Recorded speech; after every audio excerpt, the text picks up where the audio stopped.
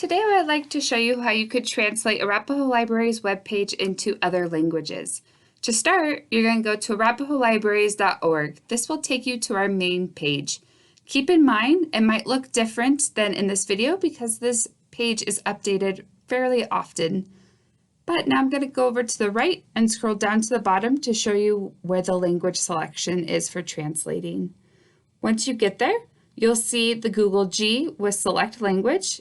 When you click there, it will show you the different options for translating. I'm going to do an example in Spanish. Keep in mind, this is through Google Translate, and so we're going to scroll back to the top to show you what it looks like now in Spanish. And you can see that the drop-down menu bars have changed to the language I selected. One thing to note is that you don't have to scroll down to the bottom to either change it back to English or change it to a different language. Google Translate has a bar up here for you to do that. You can translate here to another language.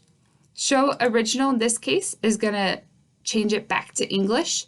Another way to change it back to English is by clicking this X, and that will take you to the original settings. Please reach out if you have any other questions, and thank you for joining me.